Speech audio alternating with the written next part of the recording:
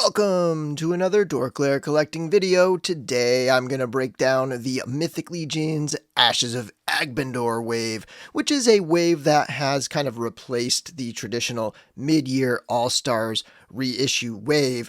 Going back many years, these waves used to be straight up reissues. These were just all 100% reissues of older figures. Then a couple years ago, they started introducing the additional figures in the wave and kind of like new characters, still reusing a lot of parts, but new characters with some new parts. And then this time it's sort of all new figures, a couple version 2s, but there's no straight reissues. And we have like all new figures, but there is again a lot of reuse, as has been tradition with these mid-year releases. However, this time there are far more new pieces and new parts, so this is really, it feels like a brand new wave that really fleshes out more and more of the story of the Great Wars and who fought in these Great Wars that culminated in the banishment of the Dark 4 characters. But I'm not going to talk really about lore in this video. I'm going to talk about the wave, the breakdown of the wave, and sort of like the pricing and timing of all of it. So here we go. We do have a 9 product wave. Technically there's 10 total figures. One of them is a 2-pack, but 9 total products here. And what you have are kind of like 3 tier levels of figures. The first one is 3 standard figures here, and then the next one is 3 deluxe figures, and then what I'm calling special figures. These are kind of larger products, but we have 3 of those special products here. First up, we do have these standard figures. These are the 2, 6 to 7 inch body types, and the first one we have is a 1.0 figure, and that is Kai Pacha. And Kai Pacha is a thief rogue type character. Then we have a 2.0 figure. This is Shui the Wizard. And then we have As a Spirit Bender 2, who is also a 2.0 figure. And this is a remake of an older character that is a faction jumper. I actually really find it interesting when, characters are like part of their story is they were originally in one faction and then moved into another. But you have As a Spirit Bender there. So those are your 3 standard 6 to 7 inch figures, and then we have some alternate looks on these characters. So some pretty cool different head swaps so that you can kind of do different things with the figures. And these are loaded with stuff. So every year they keep adding more and more stuff to their standard loadout figures. And I mean, these things just come with a ton of awesome accessories. And these standard figures are direct pre-order, which is the direct 4 Horsemen website pre-order. These are $37 each. When they eventually hit retail, they should be $50. Now, prices can change, but traditionally they've always been $50, so I'm expecting these also to be $50. And then we get into the deluxe figures. These are, standard figures that typically come with just like more stuff, wing sets or other things. And the first one we have is Yosef the Angel, and he has that like pearlescent armor, so pretty cool look there with Yosef. And then we also have the Dead Angel, or the Undead Angel, and that is the Gold Skeleton 2. So they've really kind of like fleshed out the Gold Skeleton 2 and made it a lot more interesting than the original Gold Skeleton. And finally, we have probably my favorite from the wave, which is the Blue Shield Soldier, aka the Deluxe Knight Builder Set 3. And that is a reimagining homage to the original Knight Builder sets that came out years ago. And a little side note, that original Builder set was my first Mythic Legions figure, so I definitely have, a special place for this figure in my collection. And all 3 of these are built on the 1.0 type body. Of course, the knights here use the updated build, the updated kind of like a little bit more articulated parts that that you get with the Valiant Knight. And then here are the alternate looks for these figures. Yosef comes with that Spartan Mercurian head. There's the Gold Knight without the wings, and then you have a couple different looks for the Blue Shield Soldier, which has some pretty cool color connections to a lot of other figures, particularly they are connected story-wise, at least, to Otho, and then they also connect to some of the other knights, those other knight builder sets color-wise. So they really are like remakes of those old ones. Again, no shortage of accessories and parts with these figures. Yosef comes with 2 heads. The skeleton comes with 2 heads and some different masks and things. Lots of different hands and feet and stuff like that. And then the deluxe Knight Builder set is one of those builder sets. It's kind of like the old Barbarian set or those Orc and Elf sets they did for the Tactics game. It's a huge full loadout, and it's a little pricier than the other ones. Here are the prices. Yosef and the skeleton are $40, and the huge loadout builder set is $60. Which is actually a pretty amazing price when you kind of think of everything you get. I know some people don't really have a purpose for all the accessories, so this character might not be a great fit for them, but for someone like me who just loves playing with the toys and mixing and matching and trying out different looks and things, this is like a perfect figure. I love the builder sets. And then at retail, it's kind of hard to say how much they're going to be.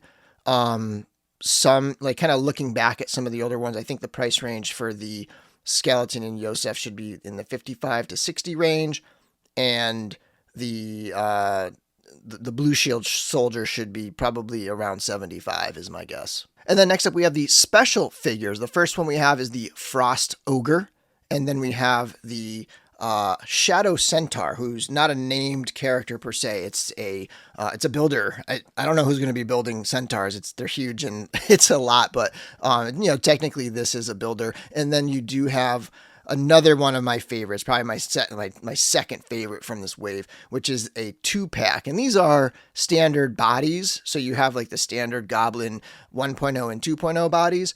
But it's a 2-pack, so I kind of put it in this special quote unquote large scale or bigger items. And the prices on these are a little trickier to predict, but the direct pre-order prices for the Ogre and the Centaur are $65, and then the direct pre-order price for the Goblin 2-pack is $75. Retail versions, again, these are predictions, not guarantees. I'm basing like the 2-pack goblins, I'm basing them on the 2-pack dwarves from the Rising Suns wave. So I think I'm pretty confident that'll be 90. The Centaur, I know the original Centaur was 85, but this price is the same as the Ogre. So it's like, are they going to be the same price at retail? The retail wholesale price might actually be different on these two, so it's hard to predict what they're going to be. So these have the biggest range in terms of like trying to guess what they're going to be at retail. But yeah, so those are your figures, and they add up to a total of $428 for all 9 items. But then you get a couple dollars off for the all-in if you're ordering direct, so that's $420. And I think that's a good value, like when you have these deluxe figures where they kind of dropped the price. I think the price of the deluxes used to be $45 and they dropped it to $40 or somewhere along those lines. So, you get a little bit of value, and they're just packing more and more in every year. So a lot of really good value here. And finally, I just thought I would share some thoughts, pros and cons and whatnot between the direct pre-order and buying from a retailer. So the first one is, if you're going all in, it's going to be $420 plus shipping and fee and taxes and stuff, direct. Whereas if you go from a retailer, it is possible that you might be able to get it without taxes and without shipping or a flat rate shipping, but it's still $570 all in for everything. So $150 difference unless you're overseas or something. I highly doubt there's anywhere in the United States where a single all-in is going to cost $150 to ship. So I'd say you'd be hard pressed to get a better deal at retail going all in. But when you get it down to like, oh, I just want this one figure, or like just this, it's going to even out a lot more.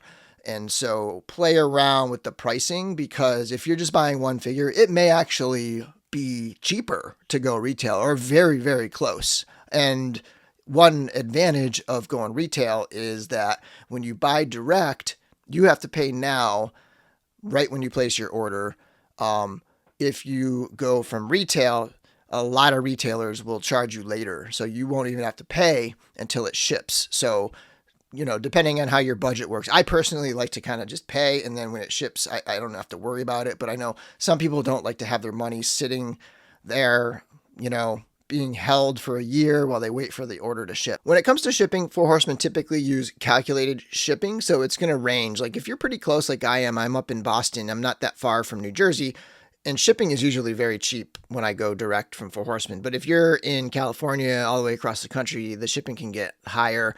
And a lot of retailers will offer free shipping or flat rate shipping. So, there's an advantage there between going from Four Horsemen or going retail. You're also supporting a retailer when you do that. I would recommend checking out the official retailers page and looking for somebody fairly close to you and supporting someone local. That's always a great thing to do.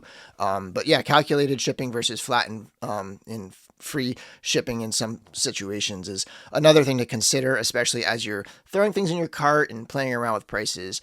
And then to me, one of the best advantages of going direct, especially for someone like me who has a YouTube channel and likes to get reviews up pretty early, there's the very real difference of you're often going to get the shipment a couple weeks earlier because they will typically ship out the orders that were placed direct, and then they will have a retailer street date after those shipments. So if you really like to get your figures right away and you see people getting them in and you're kind of like, oh man, where the heck are mine? And you're like bugging your retailer about where your figures are, then one option is to go direct. And, typically, not always, but typically you're going to get them a few weeks before the retailers do.